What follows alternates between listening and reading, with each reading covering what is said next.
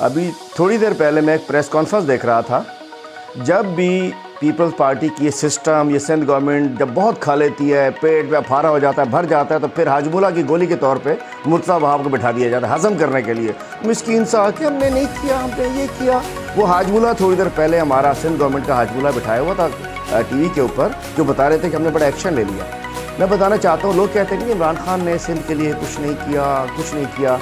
इमरान खान ने हमारे जब बजट में, तहरीक इंसाफ ने फेडरल बजट में 205 अरब रुपए मोटरवे के लिए रखे गए थे। हम कहते हैं ना सखर तक मोटरवे आगे नहीं है, 205 अरब इमरान खान ने रखे थे सिंध के लिए।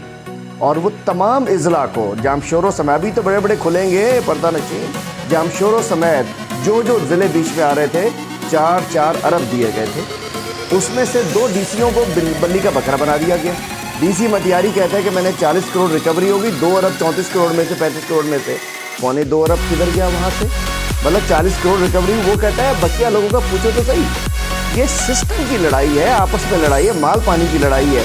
फिर में कोई डीसी एक एनओसी जारी नहीं कर सकता, 1 रुपये हजम नहीं कर सकता जब तक उसका जो ठेकेदार जिसने लगाया होता है वो जो उसका जो माई बाप है वो ना कुछ करे।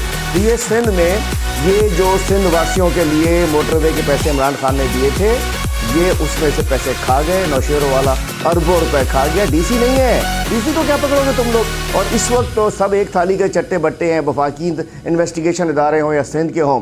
असल इन्वेस्टिगेशन होगी, एहतसाब होगा। इमरान खान इंशाल्लाह आने वाला है। मैं कहना चाहता हूँ डीसी नौशेरों फरोज़ 40 करोड़ रिकवरी, बाकी पैसे मिलेंगे। पीछे आओ ज़रा पहुँचें। सिंध का मिनिस्टर फॉर सिस्टम, सिंध की मिनिस्ट्री सिंध हुकूमत से मिलेंगे, नौशेरों से मिलेंगे। सारे पैसे वो हैं जो कि सिंध हुकूमत की मर्ज़ी के बगैर नहीं खाए जा सकते।